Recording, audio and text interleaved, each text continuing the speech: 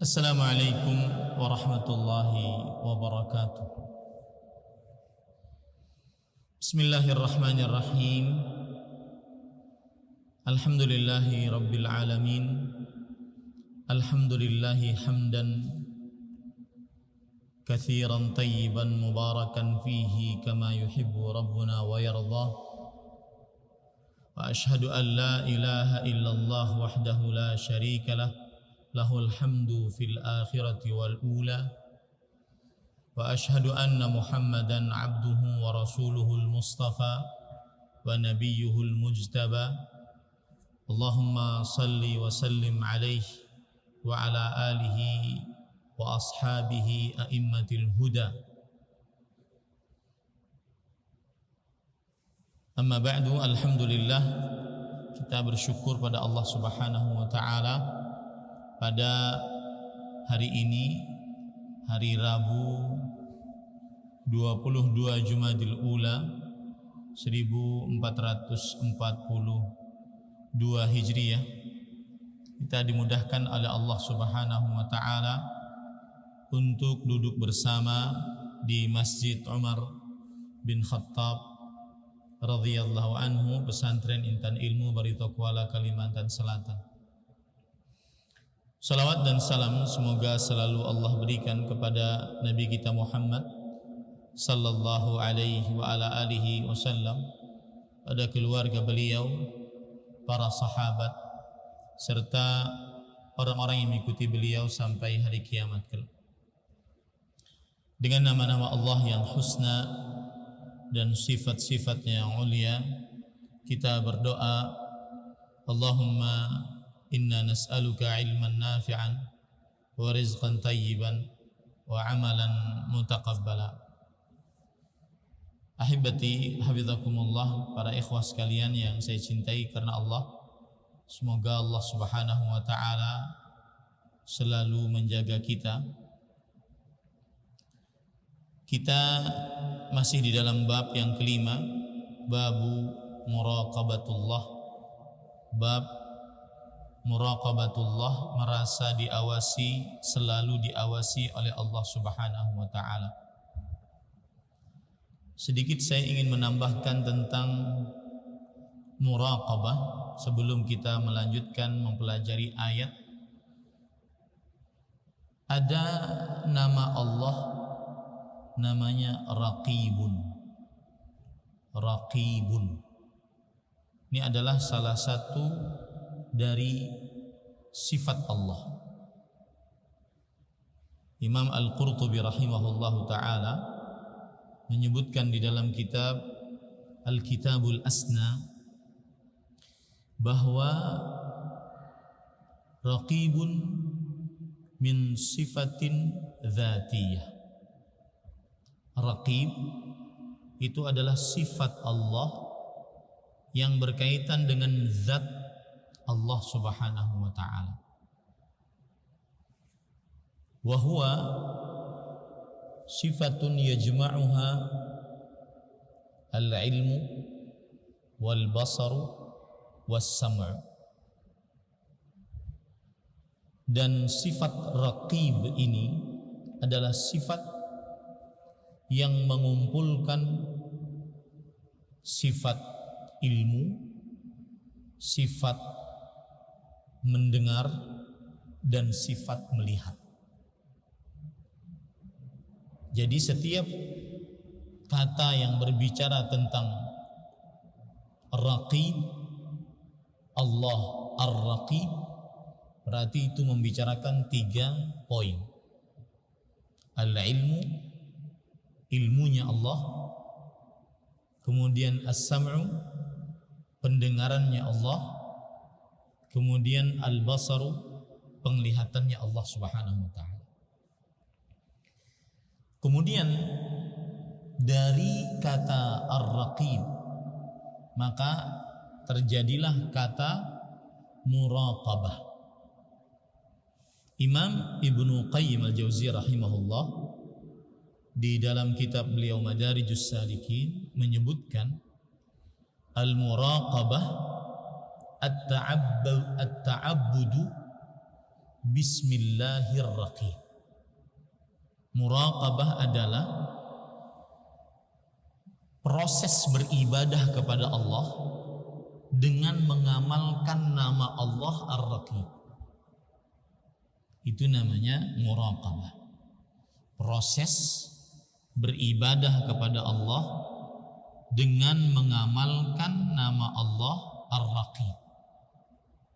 Berarti kalau begitu kita gabung dengan perkataan Imam Al-Qurtubi rahimahullahu ta'ala tadi, muraqabah adalah merasa selalu dilihat oleh Allah, didengar oleh Allah, diketahui oleh Allah. Makanya Imam Ibnu Qayyim Al-Jauziyah rahimahullahu ta'ala mengatakan, dawamu tayaqqunil abdi ala ilmillahi wa sam'ihi wa basarihi.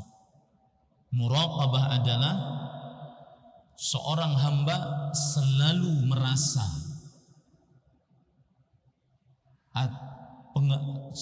merasa atas pengetahuan Allah terhadap dirinya, atas penglihatan Allah terhadap dirinya, dan atas pendengaran Allah Subhanahu wa taala terhadap dirinya. Itulah muraqabah.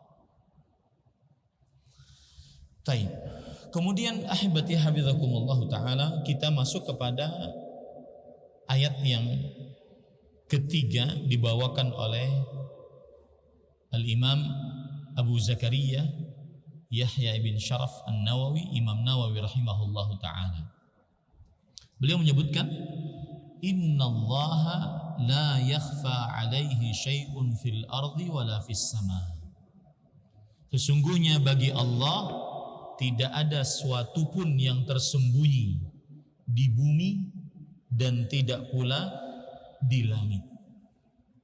Makna ayat ini adalah sesuatu apapun baik di langit ataupun di bumi tidak ada yang tersembunyi bagi Allah. Allah Maha mengetahuinya. Allah Subhanahu wa taala Maha mengetahui.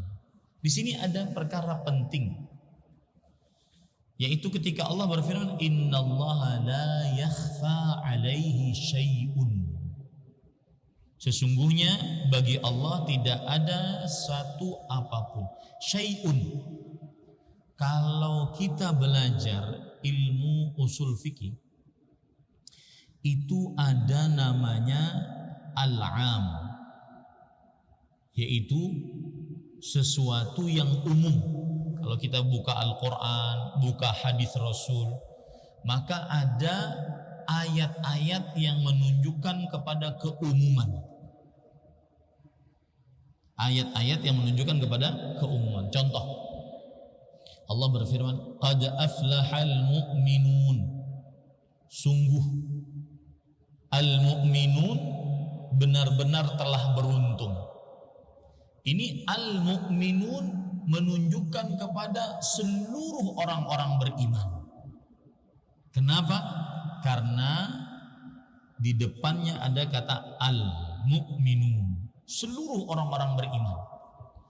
Tapi kata al-mu'minun ini dia bisa menjadi khusus jika dilihat daripada seluruh manusia.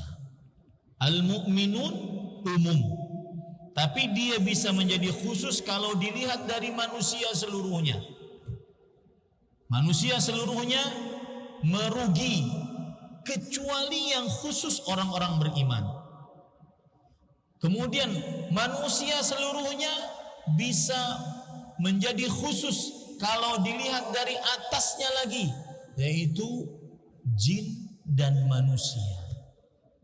Begitulah para ulama usul fikih akhirnya membicarakan apa lafal kata yang paling umum di dunia. Apa lafal kata yang paling umum? Ada yang mengatakan makhluk. Makhluk mencakup segala apapun, manusia, jin, binatang, pepohonan, bebatuan, makhluk. Maka sebagian ulama usul fikih mengatakan makhluk tidak menunjukkan kepada kata yang paling umum, tetapi ada kata yang paling umum. Kenapa makhluk tidak masuk? Karena tidak masuk di dalamnya al-ma'dum, sesuatu yang tidak ada, nggak masuk makhluk. Maka akhirnya para ulama mengatakan kalau dilihat dari Al-Quran dan hadis Rasul, kata yang paling umum adalah a'ammul umum,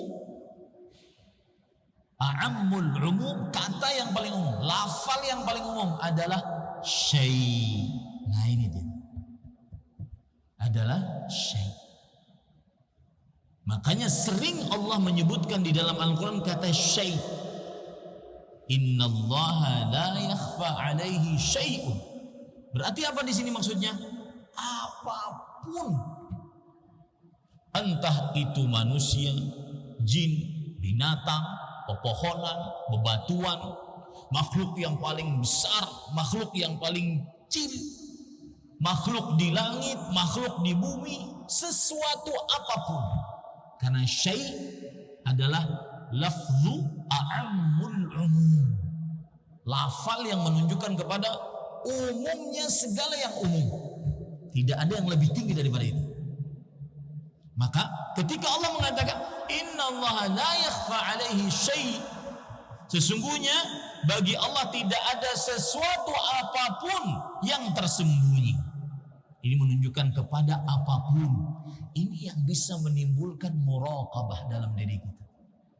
Seseorang entah di dalam kamar mana saja, di tempat mana saja, sendirian bagaimanapun, tidak tersembunyi bagi Allah. Nah, itu pentingnya memahami kata-kata syai'. Apalagi para ulama usul fikih mempunyai kaidah syai'un adalah kata yang belum jelas, diletakkan pada kata peniadaan, an-nakirah fi siyaqin nafi ta'um. Kata yang belum jelas diletakkan dalam sebuah peniadaan menunjukkan kepada keumuman. Tidak ada sesuatu apapun yang tersembunyi, apapun.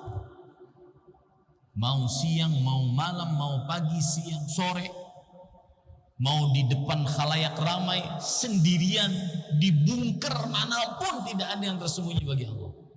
Ini yang menumbuhkan rasa muraqabah. Dan itu inti pendalilannya.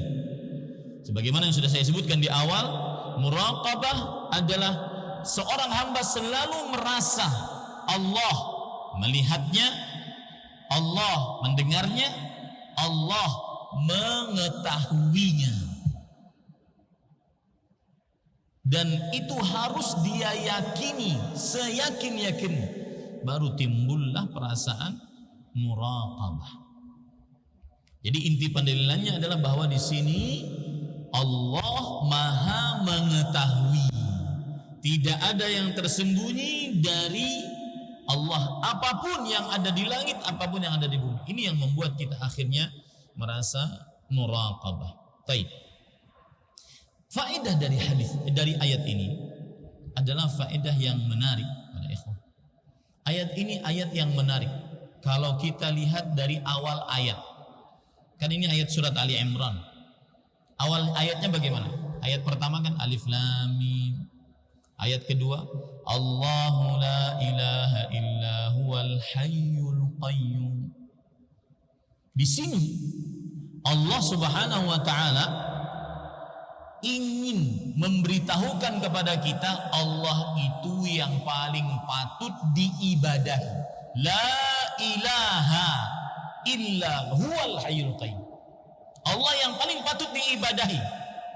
Salat, puasa, zakat, haji, baca Quran, berdoa, berzikir, membaca Al-Quran, isti'anah, minta tolong, istighatsah, minta tolong dalam keadaan yang sempit, isti'adzah, minta perlindungan, ya, apapun ibadah hanya Allah yang berhak. Bernazar, menyembelih, hanya Allah yang berhak.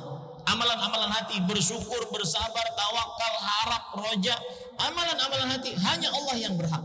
Kenapa Allah yang berhak? Al-Hayy Al-Qayyum. Dua sifat Allah yang menunjukkan hanya Allah yang berhak atas ibadah, yaitu Allah Maha Hidup. Termasuk hal yang menunjang kehidupan, yang menunjukkan bahwa Allah Maha Hidup, tidak pernah mati. Allah Maha Mengetahui. Ini masuk ke dalam ayat ini. Kemudian Al-Qayyum, Allah Maha Kuasa, tidak perlu siapapun apapun. Menunjukkan, ditunjukkan oleh ayat yang ke-6 setelah ayat ini. Jadi intinya ayat ini adalah penopang, penjelas atas Allah Al-Hayy, Allah yang Maha Hidup. Penjelas atas Allah yang Maha Hidup. Allah Maha Mengetahui, Allah Maha Mendengar, Allah Maha Melihat. Kemudian ahibati hafizakumullahu ta'ala, disebutkan oleh para ulama, di antaranya oleh Imam Abdurrahman bin Nasir As-Sa'di rahimahullah dalam kitab beliau Tafsir As-Sa'di, kemudian oleh Imam Az-Zamakhsyari dalam kitab beliau Tafsir Al-Kabir. Beliau mengatakan penjelasan menarik sekali. Ini yang membuat kita akhirnya semakin tunduk sama Allah, semakin merasa lemah di hadapan Allah, semakin memerlukan Allah, semakin mengikhlaskan ibadah hanya kepada Allah, semakin merasa diawasi oleh Allah. Apa kata beliau? Ketika Allah berfirman Al-Qayyum, Allah yang Maha Hidup, maka para ikhwan yang dirahmati oleh Allah Subhanahu wa taala, Allah yang Maha Hidup berarti di sini ketika Allah berkata innallaha la yakhfa 'alaihi syai'un fil ardi wala fis sama', berarti tidak ada sesuatu apapun yang tersembunyi di sisi Allah Subhanahu wa taala. Allah mengetahui hajat manusia. Allah mengetahui hajat manusia. Bagaimananya, jumlahnya berapa, Allah tahu. Ini sebab kenapa Allah berfirman innallaha la yakhfa 'alaihi syai'un fil ardi wala fis sama'. Allah mengetahui kapasitas makanan burung itu seberapa besar, seberapa kecil. Kapasitas makanan ikan paus itu seberapa besar, seberapa kecil. Allah mengetahui. Ini yang dimaksud dengan innallaha la yakhfa 'alaihi syai'un fil ardi wala fis sama' wa huwas sami'ul 'alim.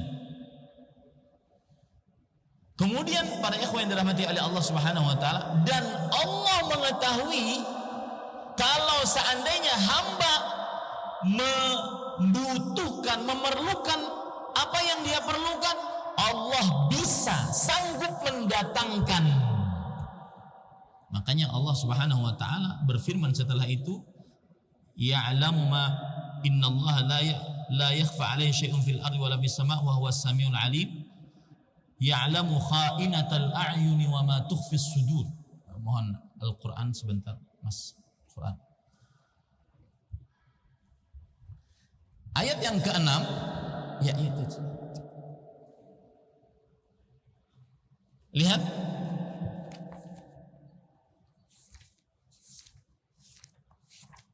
Allah Subhanahu wa taala berfirman di ayat yang ke-6 yaitu huwallazi yusawwirukum fil arhami kaifa yasha la ilaha illa huwal azizul hakim. Dialah Allah yang membentuk kalian di dalam rahim sekehendaknya. Tidak ada ilah yang berhak diibadahi kecuali Allah yang Maha Kuasa dan Maha Bijaksana. Ini maksudnya apa? Kapan seorang hamba memerlukan sesuatu, Allah mengetahui dan sanggup untuk mendatangkan yang diperlukan oleh hamba tersebut. Lihat, subhanallah, dua ayat ini, ayat 5 dan 6 adalah ayat yang agung kalau seandainya kita benar-benar memahami. Itu penafsiran yang pertama, bahwasanya ayat 5 dan 6 adalah memperjelas keadaan Al-Qayyum, siapa-siapa dan apa-apa. Karena apa? Karena Allah mengetahui hajat hamba, baik itu apa hajatnya, berapa jumlahnya, Allah tahu. Kemudian ayat yang ke-6, Allah Subhanahu wa taala, kapan hamba memerlukan, Allah bisa memberikannya sekehendak Allah Subhanahu wa taala. Baik. Ada penafsiran yang kedua. Apa itu? Penafsiran yang kedua terhadap ayat ini adalah membantah orang-orang Nasrani yang menjadikan Nabi Isa sebagai anak Tuhan. Kenapa orang Nasrani menjadikan Nabi Isa sebagai anak Tuhan? Ada dua sebab. Kata mereka, Nabi Isa bisa menghidupkan. Yang kedua, Nabi Isa mengetahui yang gaib. Karena ada disebutkan dalam Al-Quran, Nabi Isa bisa menghidupkan orang mati. Kemudian Nabi Isa bisa memberitahukan, kalian makan apa, menyimpan makanan apa. Itu sebab kami menjadikan Nabi Isa sebagai anak Tuhan atau Tuhan. Bagaimana menjawabnya? Dua ayat ini jawabannya. Paham? Surat Ali Imran ayat 5, Surat Ali Imran ayat 6. Oke, Nabi Isa bisa memberitahukan, Nabi Isa bisa menghidupkan yang mati. Maka kita katakan di ayat yang 6, apakah Nabi Isa bisa membentuk? Nggak tahu. Ini bantahan untuk kaum Nasrani yang mengatakan bahwa Nabi Isa, kenapa kami jadikan Tuhan atau anak Tuhan atau tiga dalam satu? Mereka mempunyai tiga pendapat tentang Nabi Isa alaihissalam. Yang pertama, Nabi Isa anak Tuhan. Yang kedua, Nabi Isa Tuhan. Yang ketiga, Nabi Isa tiga dalam satu, nyatu seperti kopi, susu, krim, nyatu. Kenapa demikian? Karena Nabi Isa, kata mereka, mengetahui akan hal gaib. Buktinya apa? Nabi Isa bisa memberitahukan, kalian makan apa tadi malam, kalian nyimpan makanan apa tadi malam. Tahu Nabi Isa. Maka jawabannya adalah surat Ali Imran ayat 5 ini. Surat Ali Imran ayat 5 ini. Ya, bahwasanya Allah Subhanahu wa taala mengetahui segala sesuatu. Nabi Isa hanya itu yang beliau ketahui. Selainnya tidak. Beliau mengetahui akan hal gaib atas wahyu dari Allah. Paham sampai sini Pak Ikhwan? Sebab yang kedua, kenapa orang Nasrani menjadikan Nabi Isa sebagai Tuhan atau anak Tuhan atau tiga dalam satu? Karena mereka mengatakan bahwa Nabi Isa bisa menghidupkan orang yang sudah mati. Maka kita katakan bantahannya pada ayat Ali Imran ayat 6. Bisa nggak Nabi Isa membentuk janin dan menjadikan janin tersebut benar-benar hidup? Tidak akan pernah bisa. Karena yang bisa itu hanya siapa? Allah Subhanahu wa ta'ala. Dengan ini semua kita akhirnya lebih muraqabah kepada Allah Subhanahu wa ta'ala. Allah tidak ada yang, para ulama sering mengatakan kalau tentang ilmu Allah itu, Allah mengetahui yang telah terjadi. Ya'lamu ma kan wa ma yakun, dan yang sedang terjadi, wa ma sayakun, dan yang akan terjadi. Idlau kan kaifa yakun, kalau seandainya terjadi bagaimana terjadinya, Allah mengetahui. Tidak ada sesuatu pun yang tersembunyi dari sisi Allah Subhanahu wa ta'ala. Hadza ma uridu an aqulahu. Ada yang ingin bertanya?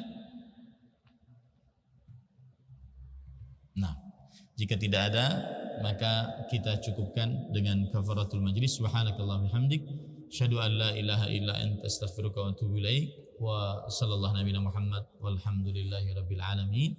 Wassalamualaikum warahmatullahi wabarakatuh.